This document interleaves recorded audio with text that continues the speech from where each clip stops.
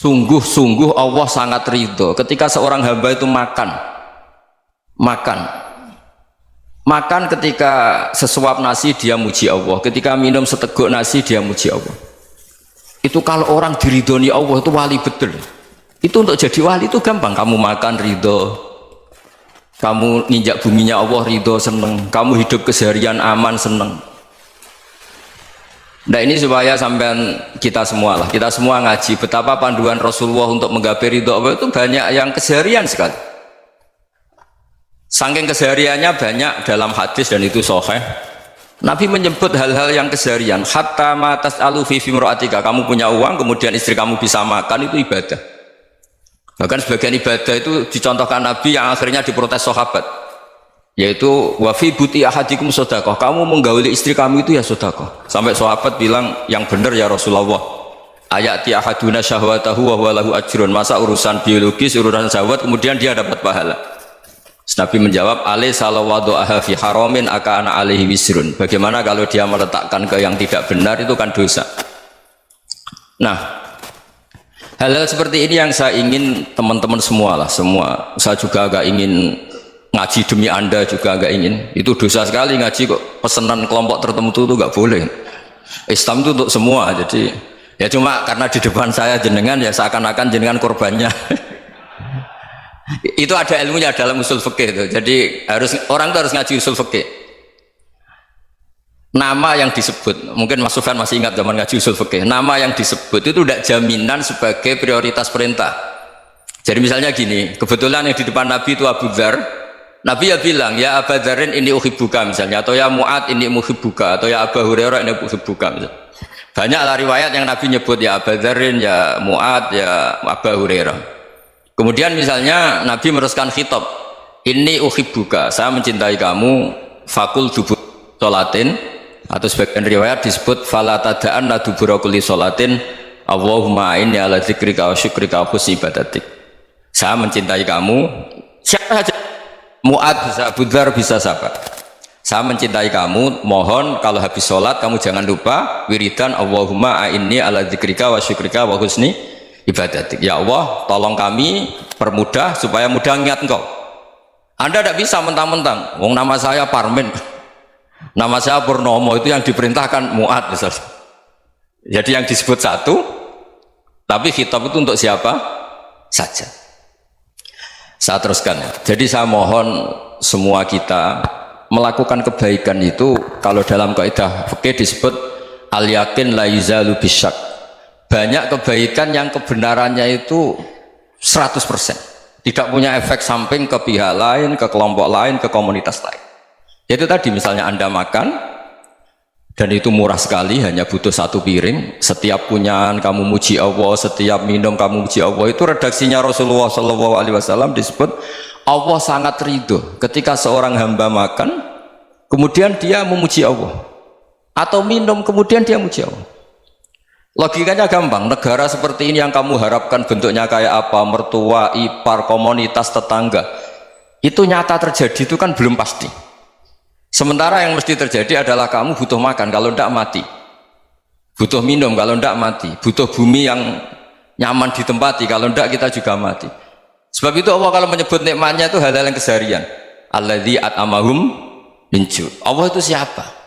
Allah itu yang menciptakan kamu bisa makan, tidak berlebihan. Allah itu yang menciptakan kondisi sosial itu ideal. Zaman Nabi itu ya ada orang munafik, orang-orang pilihan Allah itu juga diuji orang sekelilingnya yang macam-macam. Semua diuji sesuai konteks zaman dan waktu. Nah, tapi ada ibadah-ibadah yang selalu disarankan Nabi. Sampai Nabi itu pernah ditanya, ayul islami khairun ya Rasulullah, Islam terbaik itu gimana? Jawaban Nabi itu unik, itamu to'am, Islam terbaik itu ya makan-makan, jangan santai-santai. Ketika Allah menyebut beberapa kebaikan, falak tahamal aqobah, wa ma adrokan apa? Mal aqobah. Terusannya apa? Fakku rokobah. Terusannya apa? Au it'amun fi yaumin di masubah. Ya, atau acara makan-makan itu juga Islam. Kenapa? Ya bayangkan kalau tidak ada makanan, kita mati kan? Kondisi sosial tidak ideal itu Anda masih gak apa-apa, tapi kalau Anda tidak makan, Anda tidak minum, Kamu punya istri cerewet masih bisa hidup, punya mertua cerewet masih bisa hidup. Tapi kalau tidak makan bisa mati. Berarti penting mana istri sama makan? Penting mana? Makan. Semoga istri Anda dengar. Nanti kamu disuruh makan tapi pulang deh. Itu kalau dibahasakan makan masih memahami. Penting mana nasi satu piring dengan istri? Nggak ada nasi mati, nggak ada istri belum mati. Penting mana? Gak berani jawab kan? Nah, ternyata Anda ada garang kan di depan istri. Jadi saya mohonlah, mungkin Mas Sufyan Sauri tadi yang bisa bantulah teman-teman tuh ngaji yang keseharian saja. Karena kita nyari ridha Allah itu berdasar firman Allah, dan firman Allah itu menyebut keseharian tuh riang gampang. Yaitu tadi misalnya wa min ayatihi manamukum bil laili wan nahar. Termasuk ayat-ayat Allah itu kamu tidur. Maka dulu itu ada guyonan, ada tokoh Mu'tazilah, kelompok dalam Islam yang berpikir manusia itu bisa menentukan ikhtiarnya sendiri. Karena saya bisa duduk, ingin duduk, duduk, ingin berdiri, berdiri.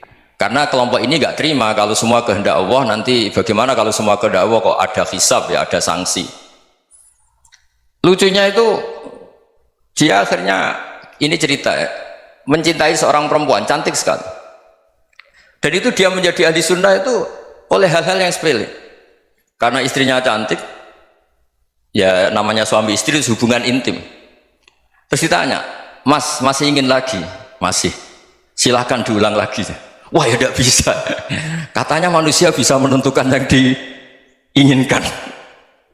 Itu tobat itu. Itu nggak bisa ditobatkan Mas Sufyan Ats-Tsauri. Orang cantik yang mudah nobatkan orang itu orang cantik. Segampang itu. Akhirnya kita tahu, makanya kalau dalam kitab Hikam itu disebut al-aqil mayyakul madza yaf'alu wa hubi wal ghafil mayyakul madza af'al.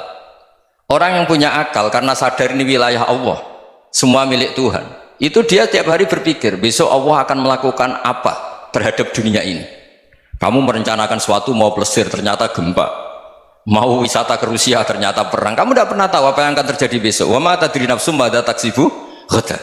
Tapi anda semua kita ini sering punya jadwal permanen. Makanya saya kalau diundang siapa saja, sana takdir. Yang jelas Gus ini acara penting. Ya masih acara penting nak pangeran ngersakno piye? Kok ape dadi pangeran? Kamu kok mau jadi Tuhan? Itu kadang ya kiai. Penting Gus acara ini jenengan harus memastikan bisa. Loh kamu itu yang ngajarin tauhid, sesuatu itu biadillah kok bilang-bilang apa pasti. Kalau maksa terus tak tobatkan loh kamu kata saya.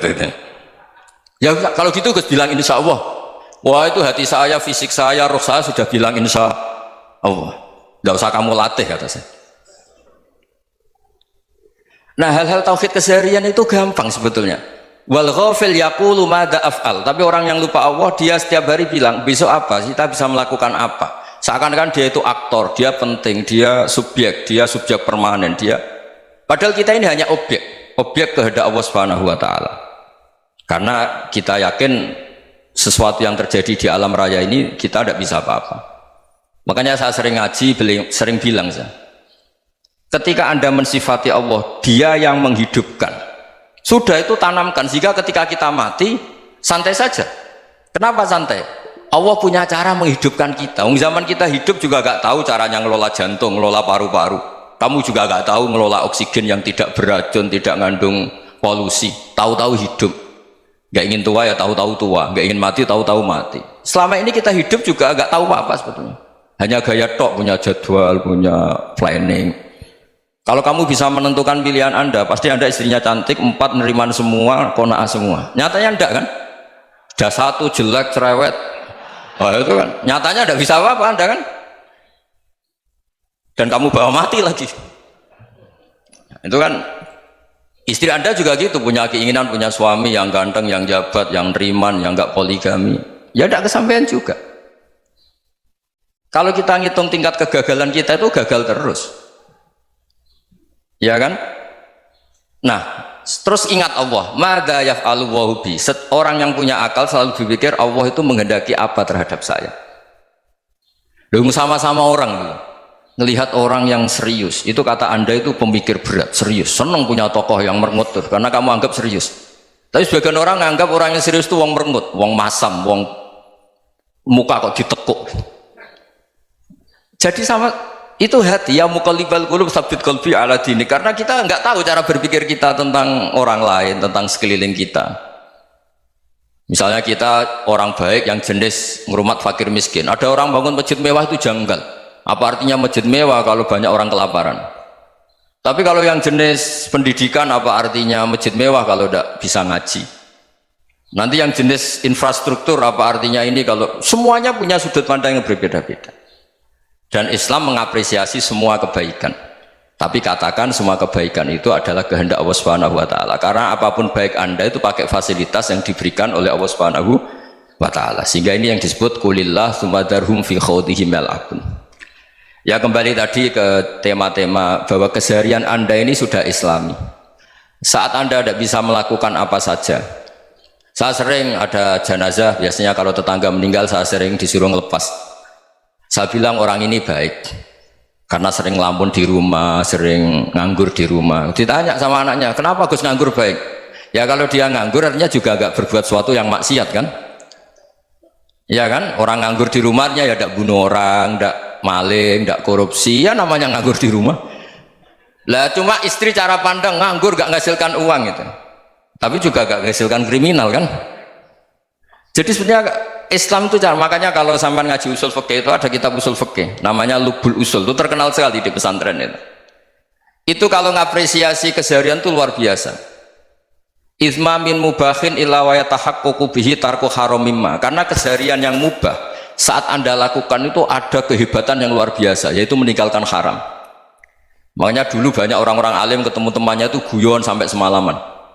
Itu biasanya yang semangat Islam itu, kiai kok tidak tahajud, kiai kok tidak witir. Orang yang sedang mapan uangnya banyak, malam itu tidak kelayaban itu sudah luar biasa. Melawan nafsu supaya tidak maksiat itu sudah luar biasa. Supaya lupa guyon sama temannya semalaman sampai subuh, gejlok-gejlokan ngenang zaman miskin, zaman kuliah nggak jelas, zaman apa.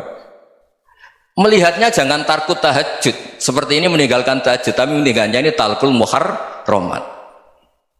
Jadi kayak apa hebatnya? Sehingga Imam Ghazali punya riwayat yang agak unik. Hatta takuna ibadatu akhiri hadil ummah iku an-naum. Sehingga suatu saat ibadah terbaik umat ini itu tidur. Itu kan riwayat kontroversi. Ketika Imam Ghazali saja, kenapa iya?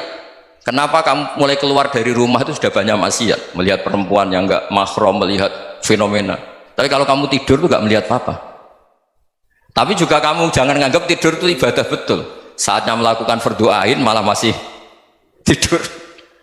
Tapi itu sudut pandang yang menjadikan kita Islam itu gampang. Jadi saat Anda tidak bisa aktivitas apa-apa, misalnya ada beberapa orang yang lumpuh. Lumpuh itu memang nggak bisa Jumatan, nggak bisa ibadah, tapi dia juga nggak bisa maksiat. Tidur itu memang Anda saat itu tidak bisa tahajud, tidak bisa witir, tapi saat itu ada zina, ada maling, tidak gosipkan orang, tidak bully orang, tidak menanamkan kebencian, tidak hasud. Sehingga tidur menurut Allah Ta'ala wa min ayatihi manamukum billaili apa? Wan-nahar. Karena di tidur itu selain ada unsur istirahat, jaga kestamina, juga ada unsur meninggalkan beberapa keburukan. Nah, saya mohon ibadah yang keseharian ini kita jaga. Supaya kita semua baca ayat itu fasih. Fasih itu tertanam di hati. Allah itu siapa? Alladzi at'amahum min ju'i wa amanahum min khauf. Dan Allah kalau cerita di Quran itu anna sababnal ma'a sabba thumma syaqaqnal ardha wa syaqqa fa ambatna fiha habba wa inaba wa qadba wa zaituna wa nakhla wa hada'iqa hulba. Kamu tahu saya ini siapa, kata Allah. Saya ini adalah Tuhan yang menurunkan air, kemudian ada tanaman banyak, habba wa inaba wa qadba, ada zaitun, ada tin, kalau orang Jawa mungkin ada tela, ada padi, ada mangga, ada pisang. Sudah. Wa inaba wa zaituna wa nakhla wa hada'iqa hulba, ada perkebunan yang lebat. Tujuannya apa? Mata Allahkum, silahkan kamu pakai, kamu nikmati. Tapi karena kadang kita ini punya ide-ide besar, tadi untuk syukur saja nunggu punya istri riman, rumah baik, tetangga baik, komunitas baik, semuanya baik baru syukur. Lama-lama nanti ada di surga, syukurnya nunggu surga paling kelas A. Itu sudah ada yang menghuni Rasulullah, kamu nggak boleh di situ. Masa untuk syukur saja repotnya, masya Allah. Jadi mohonlah Quran yang kalau Anda hafalkan juz sama itu kan ada ayat-ayat yang kayak tadi.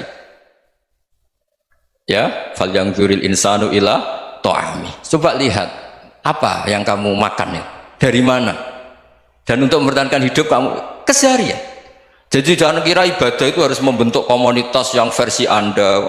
Ibadah itu harus yang hal yang mulu-mulu. Kesehariannya Anda alami. Loh, ini saya tidak bikin-bikin. Saya ngaji bukan karena berdasar pesanan.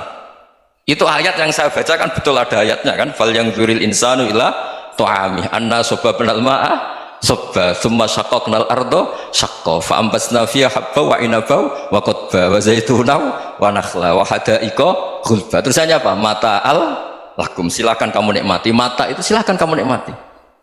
Ya kayak sampean dikasih hidangan ya makan. Ya sudah makan, habis makan ya minum, habis itu ngantuk ya tidur. Ya sudah normal-normal saja. Kayak apa indahnya Islam.